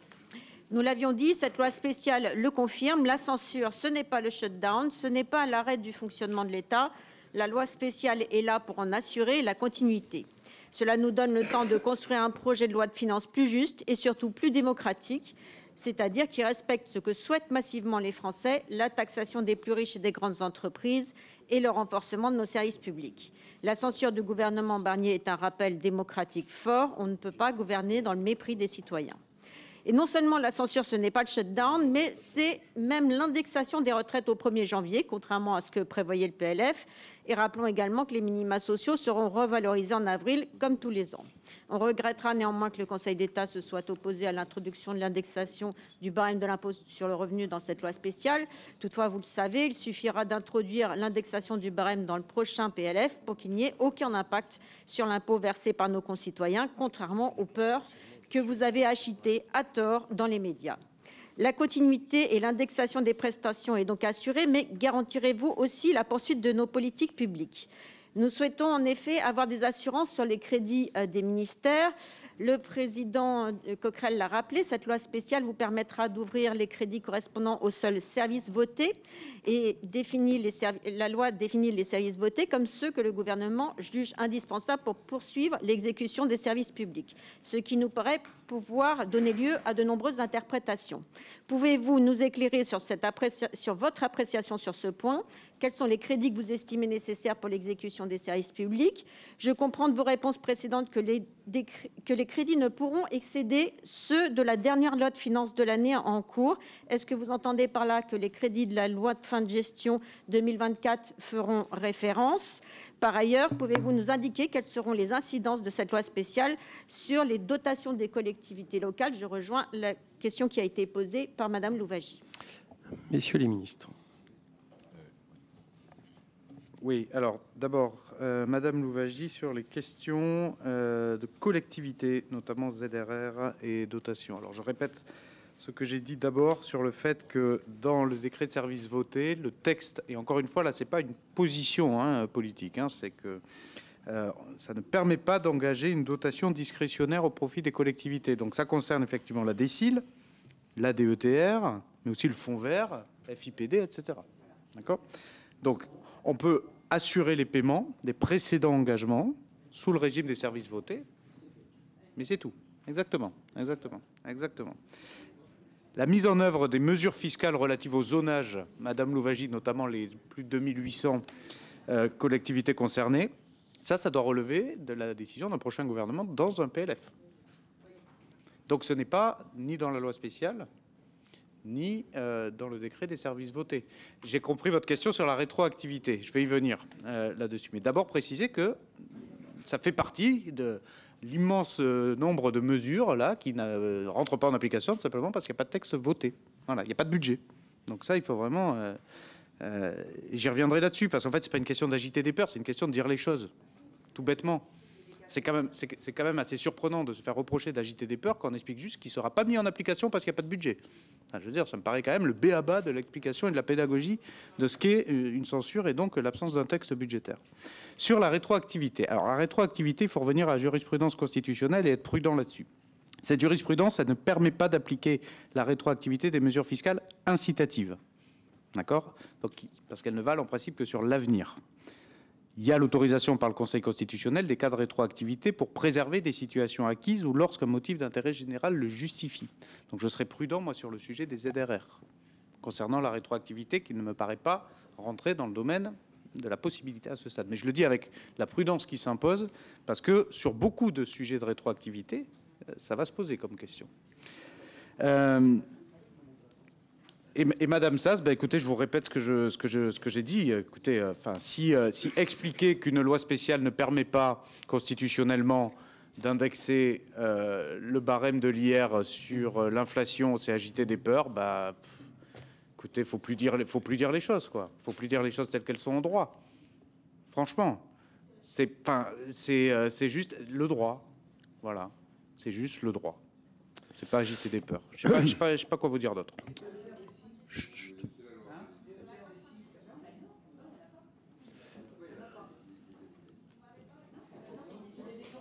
Attendez. Oui, et pardon, et Madame Sass, sur votre question, quelle était la dernière loi de finances? Si votre question c'est la LFI 24 ou le PLFG 24, c'est la LFI 24. Hein. Oui, oui. Merci. Pour le groupe démocrate, Perrine Goulet. Merci, Monsieur le Président, Messieurs les ministres. Nous nous retrouvons aujourd'hui pour évoquer le projet de loi spéciale qui est une conséquence directe de la censure votée il y a tout juste une semaine. Ce texte permettra à l'État de continuer à fonctionner, certes, mais son périmètre est particulièrement strict, comme cela a été rappelé par le Conseil d'État dans son avis rendu public hier. Alors que ceux qui ont voté la motion de censure voudraient envisager la loi spéciale comme une loi de finances bis, permettant de réparer les nombreux dégâts causés par son adoption, le groupe Les Démocrates appelle à respecter strictement notre Constitution et la LOLF, et ainsi à faire preuve de prudence dans un moment aussi grave pour notre pays, afin de ne pas faire peser des risques juridiques inutiles sur un texte qui a pour unique mission de garantir la continuité de la vie nationale. Cette loi est une loi d'urgence et devra rapidement être remplacée par l'adoption d'une loi de finances dans les premières semaines de l'année 2025. C'est ce que nous souhaitons. Nous espérons cette fois-ci que les discussions permettront d'aboutir à des compromis au profit de tous les Français et pas en dressant les uns contre les autres, parfois à visée politique. Messieurs les ministres, j'aurai plusieurs questions afin de mieux comprendre le contenu et les conséquences de ce projet spécial qui venait à être voté. Vous avez évoqué les crédits d'impôt, que je ne rappellerai pas, mais je suis très inquiète pour le crédit d'impôt remplacement des agriculteurs, notamment. Mais dans ce cadre, j'aimerais avoir j'ai une interrogation. Vous pouvez prélever les impôts, mais pouvez-vous faire les avances, notamment de crédit d'impôt, c'est-à-dire les avances à 60%, seront-ils déclenchées ou sont-ils non compris dans ce projet de loi ? Ensuite, dans ce cadre très contraint qui vient, s'il venait à se prolonger, à partir de quel moment de l'année 2025 l'État se verrait dans l'incapacité d'absorber la hausse spontanée des prestations sociales ou encore la hausse du coût du financement de notre déficit, la charge de la dette devant augmenter de 3,6 milliards d'euros en 2025 par rapport à 2024. D'autre part, si une crise analogue à celle que vous avez connue ces dernières années devrait se produire dans les premières semaines de l'année 2025, quelles seraient les marges de manœuvre de l'État pour rapidement engager les dépenses exceptionnelles sous ce régime de loi spéciale? Enfin, il a été évoqué ces derniers jours l'hypothèse de faire figurer des prélèvements sur recettes de l'État au profit des collectivités de l'Union européenne dans ce projet de loi spéciale. Pouvez-vous nous confirmer que la rédaction de l'article 1 est véritablement suffisante pour engager pleinement ces prélèvements sur recettes et notamment le prélèvement pour l'Union européenne qui devait augmenter de 1,7 milliard d'euros en 2025. Merci. Pour le groupe Horizon, c'est qui? Félicie Gère. Merci Monsieur le Président, Messieurs les ministres. Nous vivons un moment historique puisque dans l'histoire de la Ve République, c'est la première fois que le gouvernement doit recourir à une loi spéciale suite à l'adoption d'une motion de censure à l'Assemblée nationale. Après la crise sanitaire et la crise énergétique, nous n'avions vraiment pas besoin d'une crise politique. Mais avec la motion de censure de la semaine dernière, LFI et RN ont choisi l'inconnu et l'irresponsabilité plutôt que le compromis. Les conséquences directes du vote de la motion de censure la semaine dernière sont que, tout d'abord, les impôts sur le revenu des Français risquent d'augmenter au 1er janvier, puisque les plafonds de l'impôt sur le revenu n'auront pu être relevés grâce au projet de loi de finances pour 2025 censuré. Les collectivités locales seront limitées dans leur capacité à agir, car seuls les budgets de l'an dernier seront reconduits. Enfin, nos entreprises, vous savez, celles qui donnent du travail et un salaire à bon nombre de Français, paieront le prix de cette instabilité, puisque les hausses de budget prévues pour les investissements essentiels de l'État, l'innovation ou la transition écologique n'auront pas lieu. Les conséquences de l'instabilité politique actuelle et le recours à la loi spéciale présentée ce jour en commission des finances sont de nature à affaiblir notre crédibilité internationale et notre position au regard de nos créanciers. La loi spéciale est malheureusement devenue une mesure nécessaire pour assurer la continuité des services publics. Elle va permettre à notre pays de lever l'impôt et d'emprunter pour assurer la continuité de l'État. Messieurs les ministres, j'aurais deux questions à vous poser, même si vous y avez en partie répondu. À ce stade, quel est l'impact de la censure sur la confiance des marchés et sur les taux des Français et sur les taux français? Et quel est l'impact de l'absence de budget et des revalorisations automatiques qui en découlent sur la prévision de déficit pour 2025 à politique constante? Un dernier mot pour nos compatriotes qui nous écoutent. Je voudrais rappeler que la loi spéciale vient colmater des brèches Mais nous devons, de manière impérative, nous ressaisir collectivement, mesurer l'extrême urgence de la situation et doter notre pays le plus tôt possible d'un budget pour 2025. Les Français en ont ras-le-bol des jeux politiques des uns et des autres. Comme toujours, les députés Horizon œuvreront de manière constructive et voteront évidemment cette loi spéciale. Je vous remercie. Merci. Messieurs les ministres. Merci, Monsieur le Président. Pour répondre d'abord à Madame la députée Perrine Goulet, sur le prélèvement sur recettes de l'Union européenne, je vous confirme que l'article 1 de la loi spéciale couvre bien cette faculté et que donc la France honorera son engagement à l'égard de l'Union européenne en matière de prélèvement sur recettes. Sur les crédits d'impôt, on a, je pense, largement répondu. En fait, il y a deux situations où le crédit d'impôt existe parce qu'il est dans le droit, et dans ce cas-là, tous les acomptes pourront être versés, ou il n'existe pas, et il faudrait le réintégrer dans le prochain projet de loi de finances. Sauf que, sauf qu'il y a une jurisprudence très claire en matière d'incitativité. Vous n'avez pas aujourd'hui la faculté, dans la plupart des cas, d'avoir un crédit d'impôt ou d'avoir une taxation incitative et rétroactive. Parce que par principe, ça ne peut pas être incitatif si c'est rétroactif. Si le fait générateur a déjà eu lieu, si le comportement a déjà eu lieu, la fiscalité ne va pas avoir un impact sur le passé. Donc ce n'est plus de la fiscalité incitative et c'est pour ça que la jurisprudence le considère que c'est rétroactif. Et puis on peut l'expliquer d'une manière beaucoup plus simple avec l'exemple que vous donniez tout à l'heure, Madame la députée Louwagie, sur les ZRR. Une entreprise va-t-elle investir dans un territoire en comptant sur le fait que quelques semaines ou mois plus tard, un crédit d'impôt ou un avantage fiscal sera rétabli? Je ne le crois pas. Sur Madame la députée Félicie Gérard, sur le cadre général de l'impact, sans revenir sur ce qu'on disait tout à l'heure, la loi spéciale ne donne pas de cadre économique, budgétaire et financier. Et donc, de fait, les informations essentielles et de base qui permettent aux analyses internationales, aux institutions, aux instituts, à nos partenaires européens de juger de notre situation financière et économique n'existent pas, dans l'attente d'un budget et en l'absence d'un budget. Et dire que ça n'a pas d'impact, que ça ne peut pas avoir d'impact sur la crédibilité de la France, est simplement inexact. Et ça en a déjà, et ça en a évidemment sur l'activité domestique dans le pays. Et j'ajouterais effectivement, au-delà du fait qu'il n'y a pas de trajectoire dans cette loi spéciale, que je disais en propos introductif, cette loi spéciale ne règle rien dans la problématique des finances publiques de notre pays. Il y a 3 mois, vous nous conviez à votre commission des finances pour présenter l'état de nos finances publiques. Nous n'avons rien résolu, ni avec la censure, ni avec la loi spéciale. Il faut juste que tout le monde en ait conscience. Rien n'est résolu. Sur la question de Perrine Goulet concernant les avances de 60% du mois de janvier, oui, toute la mécanique du prélèvement à la source, des avances, des réductions d'impôts, des crédits d'impôts qui sont récurrents, tout cela demeure, bien sûr. Il n'y a évidemment aucune fragilité là-dessus pour nos concitoyens concernant la façon de payer de l'impôt, la façon d'obtenir les avances, et les crédits d'impôt et les réductions d'impôts là-dessus.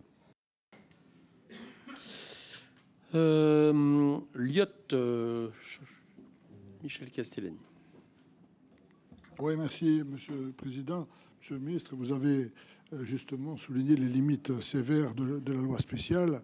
Nous attendons donc que soit possible d'adopter rapidement une loi pour 2025. Moi, je n'insisterai pas sur la situation budgétaire, sauf à dire qu'elle impose un esprit de responsabilité et l'adoption de mesures difficiles, de mesures structurelles. Moi, je ne sais pas ce que sera le futur gouvernement, mais quel qu'il soit, il aura à maîtriser le dérapage face à l'endettement accumulé, à la menace de dégradation des index que l'on voit déjà, augmentation conséquente donc des taux d'intérêt, à l'effet négatif de l'instabilité institutionnelle qui augmente l'incertitude et donc qui aggrave la situation. Ce redressement des comptes publics, je veux le dire, appelle un effort en termes de dépenses, mais la baisse de ces dernières doit être ciblée afin de minimiser les effets qui seront inévitablement dépressifs de la baisse de la demande publique. Il appelle aussi un effort de fiscalité dans un pays où cette dernière est déjà lourde, pour ne pas dire rédhibitoire. Et en ce domaine encore, chacun devra contribuer à hauteur de sa situation, ce qui n'est pas le cas actuellement. Nous regrettons par ailleurs que des mesures essentielles ne puissent être prises actuellement. Pensons naturellement à l'indexation du barème de l'impôt. En toute hypothèse, la future loi aura assumé, nous l'espérons, un certain nombre de crédits d'impôt et de dotations. Moi, je pense, en ce qui me concerne, je suis député de la Corse, je pense plus spécifiquement à ce qui avait été voté à destination de l'île, et notamment, vous le savez bien, la dotation de continuité territoriale, dont il est indispensable qu'elle soit confirmée dans ce budget. Voilà, d'une façon globale, face à cette situation, je veux le dire, le groupe LIOT sera attentif à l'évolution des choses, mais agira avec un esprit constructif. Pour ce qui est des questions, je passerai le ballon à mon collègue Jean-Pierre Bataille. Merci. Nicolas Sansu. Merci, Président. Messieurs les ministres, merci de votre présentation de cette loi spéciale qui vise à la continuité de l'État le temps que l'on arrive à un PLF 2025 qui soit conforme à ce que les Français ont dit dans les urnes en juillet dernier, c'est-à-dire un changement de politique économique et budgétaire. C'est quand même ça qui a été dit, parce que, comme je l'ai dit, il y a peut-être pas de gagnant, mais il y a un perdant, c'est la politique économique macroniste qui a été battue dans les urnes. Voilà, c'est ça le grand enseignement des élections de juillet. Donc cette loi spéciale est là, nous ne nous y opposerons pas, bien sûr, mais au-delà de ça, vous pouvez dire que c'est la censure qui a mis le chaos. C'est d'abord le 49.3. C'est d'abord le fait que la première partie du projet de loi de finances a été refusée par le bloc central, alors qu'il y avait eu ici un débat nourri, évidemment un peu abandonné par le bloc central, mais un débat nourri et qui aurait permis d'aller au bout. Donc à partir de là, ne mettons pas des peurs en avant, ne mettons pas des peurs. Et Monsieur le ministre, Monsieur Saint-Martin, je suis très heureux que vous ayez dit que si d'ici mars, le projet de loi de finances visait à l'indexation du barème de l'imposition sur le revenu, ça ne changerait rien pour les Français.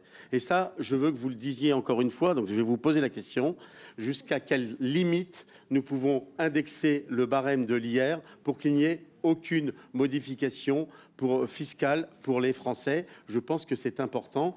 Et autrement, évidemment, nous déposerons un amendement d'appel et je suis, pour ma part, persuadé que si tous les groupes étaient d'accord, c'est un amendement d'appel qui ne sera pas d'appel. Vous avez raison, monsieur mon cher Jean-René. Il ne sera pas d'appel puisqu'il permettra peut-être, si tous les groupes en sont d'accord, d'indexer le barème dès cette loi spéciale. Et évidemment, nous voterons pour dans ce cadre-là. Messieurs les ministres.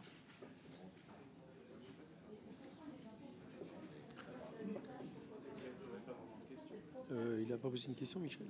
Non? Bon. Sauf erreur de ma part, il n'y a pas de questions dans vos deux interventions. OK. Alors vas-y, remets.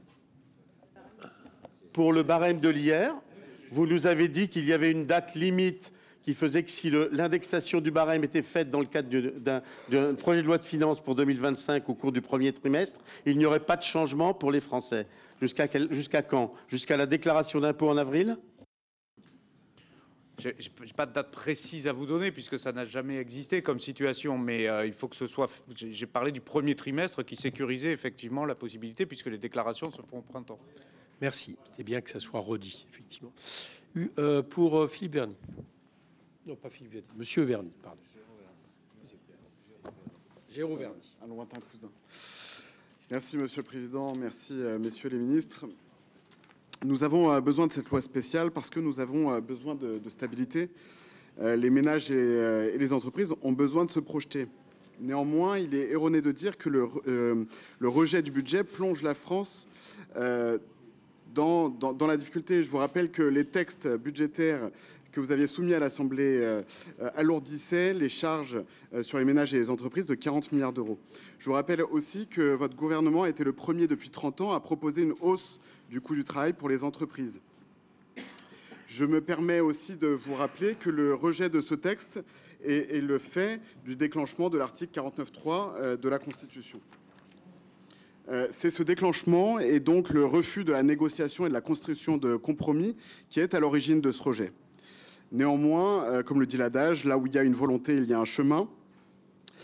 Vous ne pouvez pas, dans le même temps, contorsionner la Constitution en contournant l'Assemblée nationale par l'utilisation du 49.3 et expliquer qu'il faille suivre les préconisations du Conseil d'État, comme l'on suit le catéchisme.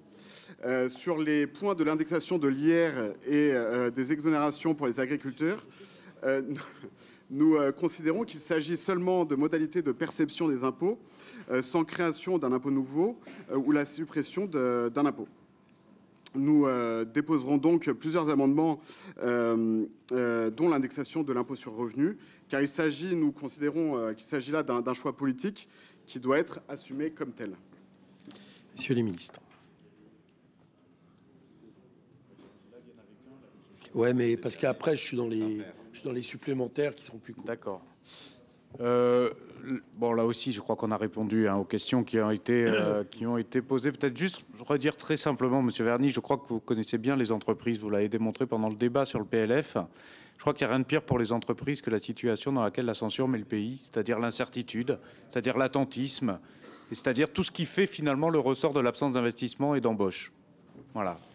Et c'est ça que la censure a créé. Ce n'est pas les dispositions fiscales qui étaient prévues dans ce PLF. Bien. On passe aux orateurs supplémentaires. Donc là, c'est vraiment pas plus d'une minute, si possible, sur une question précise. Nicolas Merzdorf. Oui, merci, Monsieur le Président. Tout d'abord, je voulais remercier les ministres pour leur travail concernant le dossier calédonien et l'inscription des 230 millions d'euros au PLFG qui a permis de sauver la fin d'année 2024. Il va falloir qu'on parle de 2025 parce que la censure a une vraie conséquence sur le budget de la Nouvelle-Calédonie. On ne sait pas si on va pouvoir payer nos fonctionnaires janvier, février, mars. Donc la question, c'est est-ce qu'on peut faire une exception dans cette loi spéciale? Est-ce que l'urgence nationale peut être décrétée? Ou sinon, qu'est-ce qu'on fait? Parce que pour nous, l'urgence, elle est réelle, totale, et c'est dans 15 jours. Donc cette censure n'arrive vraiment pas au bon moment. Donc quand on parlait de chaos tout à l'heure, je peux vous dire que le chaos en Nouvelle-Calédonie, il est déjà là. Donc merci pour l'année 2024, encore une fois, messieurs les ministres. Merci énormément parce que vous avez passé le PLFG avant la censure, mais se pose la question de l'année prochaine. Merci, messieurs les ministres. Merci, Monsieur le Président, Monsieur le député Merzdorf, vous avez bien résumé la situation. L'absence de projet de loi de finances, l'absence de budget voté, adopté, ne nous permet pas d'accorder le prêt de 1 milliard d'euros pour la Nouvelle-Calédonie qui était prévu par l'Agence française de développement et qui visait à sécuriser le paiement des situations d'urgence, le paiement des fonctionnaires, les aides critiques dans la situation que vous connaissez mieux que quiconque. De même, l'absence de loi de finances ne nous permet pas l'extension, la généralisation des mécanismes d'avance remboursable et de court terme sur les ressources du Trésor que nous avons utilisés à plusieurs reprises ces derniers mois face à l'urgence et conscient de la situation que les acteurs politiques et économiques étaient venus nous expliquer à Laurent Saint-Martin et à moi-même. Seules demeurent les aides exceptionnelles relevant des mesures d'urgence nécessaires à la continuité de l'État, mais qui ne représentent pas ni les montants, ni les ordres de grandeur nécessaires aux éléments que vous avez évoqués. Juste, je me permets un tac au tac pour affiner la question. Dans les PLF, il y a des crédits non répartis. Bon. Et à partir de quoi, pourquoi ne peut-on envisager d'utiliser la question des crédits non répartis pour répondre à des situations d'urgence telles que décrites? Alors, Monsieur le Président, je vais d'abord compléter la réponse pour la Nouvelle-Calédonie. J'ai eu l'occasion de le dire ce matin en compte-rendu du Conseil des ministres également, et je le répète. Il faut quand même d'abord avoir conscience, et je suis le premier à le regretter, que plusieurs mesures en faveur de la Nouvelle-Calédonie qui étaient prévues dans le PLF 25, fiscales notamment, ne peuvent pas être couvertes par la loi spéciale. Donc, il y a plusieurs sujets là-dessus. Il y a le prêt de 1 milliard d'euros de l'AFD. Il y a, parce que c'était les garanties d'emprunt qui relèvent du monopole des lois de finances. Donc là, on a une problématique. On a le soutien aux entreprises touchées par les événements de Nouvelle-Calédonie, SOGEFOM. On a l'intégration de la Nouvelle-Calédonie à la liste des territoires éligibles au taux de réduction d'impôts majoré, de la défiscalisation de l'acquisition des friches commerciales faisant l'objet de travaux de réhabilitation lourde. Autre problématique que l'absence de texte crée. L'extension et la généralisation du mécanisme d'avance remboursable de court terme sur les ressources du Trésor en cas de difficulté de trésorerie, autre problématique là-dessus. Néanmoins, un mécanisme dérogatoire permettant d'avoir recours à une avance remboursable en cas d'urgence pourrait être mis en œuvre le cas échéant. D'accord ?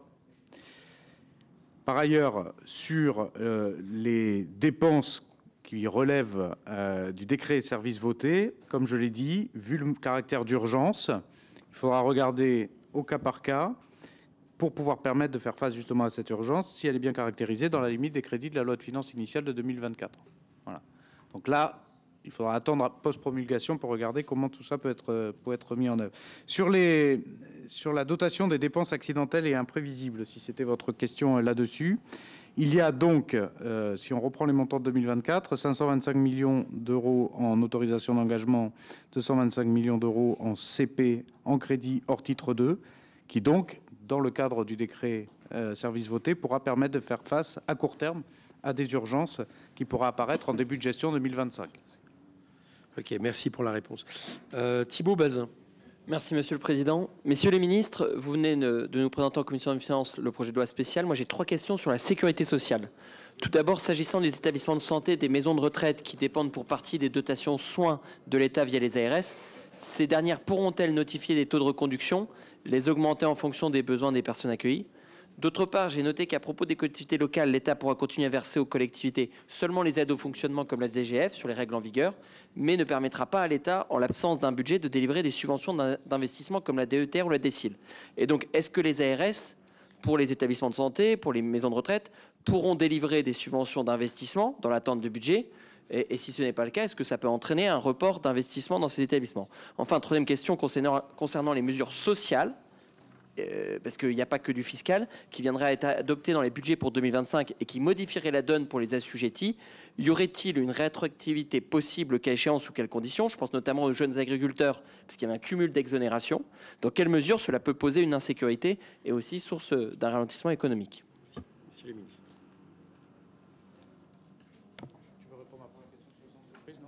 Je crois, sur la première question sur les investissements, je pense avoir répondu déjà. Je répondrai surtout sur la deuxième partie de votre question sur la sphère sociale par l'absence de PLFSS. Au sein des établissements sanitaires et médico-sociaux, les tarifs en vigueur continueront à s'appliquer en l'absence de campagne tarifaire jusqu'à l'adoption d'un nouveau PLFSS. Et donc, seuls pourront être financées les dépenses d'investissement ayant déjà fait l'objet d'engagement. Ça, c'est la même réponse que ce que j'ai dit sur l'ensemble. Pas de nouveaux investissements.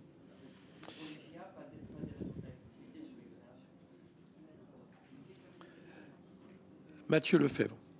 Merci Monsieur le Président. Messieurs les ministres, on voit que l'absence de budget pose plus de questions qu'elle n'apporte de réponses. Moi, j'ai 3 questions assez précises. La première, c'est, dans le fond, quel est, selon vous, messieurs les ministres, le délai raisonnable dans lequel on doit adopter un budget pour 2025? Est-ce que ça se compte en semaines? Est-ce que ça se compte en mois? Compte tenu à la fois des incertitudes que vous avez évoquées, mais aussi des difficultés techniques et juridiques qui ont été soulevées ici. Deuxièmement, s'agissant des crédits d'impôt, j'ai entendu ce que vous avez dit, s'agissant des crédits d'impôt qui arrivaient à échéance, mais s'agissant du crédit d'impôt service à la personne, est-ce que vous pouvez nous confirmer que le versement anticipé de ce crédit d'impôt n'est pas affecté par l'absence de projet de budget à ce stade? Et enfin, dernière question, est-ce que vous nous confirmez que malheureusement, la censure, l'absence de budget fait qu'il n'est pas la possibilité d'avoir de mesures catégorielles pour les fonctionnaires, notamment en début d'année? Merci beaucoup. Monsieur le ministre. Alors, pour la dernière question, oui, pas de mesures catégorielles nouvelles. Effectivement, de fait. Et d'ailleurs, votre question me permet de préciser une chose. En aucun cas, le décret de service voté ne peut tenir sur l'année. Tout simplement parce que les avancements automatiques des fonctionnaires font qu'il n'y a pas les crédits nécessaires pour les payer jusqu'à la fin de l'année. Je glisse au passage là-dessus. Et oui, j'ai répondu aussi à Madame Goulet tout à l'heure sur la question du versement avant CISAP en janvier. C'est bien possible. Là-dessus, aucune difficulté.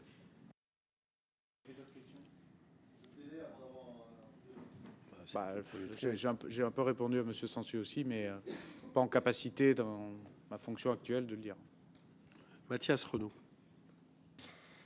Oui, sur la contribution pour l'UE, donc vous avez dit que la loi spéciale couvrait, mais simplement sur la base 2024-2025, il y avait 2 milliards de plus. Donc est-ce que cette question sera réglée au PLFR ou dès la loi spéciale? Première question. La deuxième, sur les services votés. Alors, précision technique, je repose la question qui avait été posée par le rapporteur général. Est-ce que ce sera par mission ou plus finement par programme? ce décret? Est-ce que ce décret sera mensuel ou indéfini? Et est-ce que vos services ont travaillé sur des pistes pour aller en dessous de, donc du plafond maximal prévu, c'est-à-dire les crédits 2024? Parce qu'entre le plancher, la continuité des services publics et le plafond, il y a quand même une marge d'interprétation. Est-ce que vos services ont travaillé sur des pistes pour aller en dessous du plafond? Merci, Monsieur le Président. Sur la partie pour l'Union européenne, pour le prélèvement sur recettes de l'Union européenne, je vous confirme que c'est bien le montant conforme aux engagements de la France pour 2025 qui sera versé et qui est couvert par l'article 1 qui permet de lever les impôts et donc par conséquent les prélèvements sur recettes. Sur la question du plafond, j'ai déjà répondu, notamment au début de l'audition, de façon précise, sur la possibilité d'être en deçà des crédits de 2024, mais pas au-dessus. Carlos Martin Bilogo. Merci, Monsieur le Président. Messieurs les ministres démissionnaires, j'entends votre ton alarmiste, mais l'incertitude, y compris sur les marchés, ne s'ouvre pas avec la censure. Mais à l'inverse, la censure a sanctionné une période d'instabilité ouverte par la décision du président Emmanuel Macron le 9 juin au soir de dissoudre l'Assemblée nationale après les élections européennes.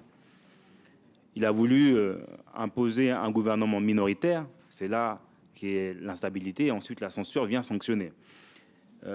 Qui, par sa minorité parlementaire, M. Barnier a voulu imposer un budget par 49.3. Maintenant, sur les différents scénarios, j'aimerais savoir que si la nomination d'un Premier ministre est faite de manière immédiate, est-il possible d'avoir un budget avant le 30 décembre? Ce qu'on va essayer de faire, c'est respecter au mieux à la lettre l'appréciation du caractère d'urgence, notamment ce qui concerne les associations qui assurent un certain nombre de missions de service public qui leur sont confiées, justement pour assurer la continuité de la vie de la nation dans le cadre de ce que l'article 45 de la LOLF impose. Et bien sûr qu'il y a un risque de financement des crédits d'intervention discrétionnaires, bien sûr, puisque ce n'est pas dans le cadre de l'article 45 de la LOLF. Donc il y a des conséquences. Et c'est terminé pour cette audition des ministres Laurent Saint-Martin et Antoine Armand sur la loi spéciale, procédure exceptionnelle utilisée jusqu'à présent une seule fois dans l'histoire, c'était en 1979. Alors cette loi doit permettre d'éviter la paralysie, faute de budget, on l'a dit, après la censure du gouvernement de Michel Barnier. C'est la fin de cette séance, on se retrouve très vite sur LCP pour voir ou revoir un autre moment parlementaire. À bientôt.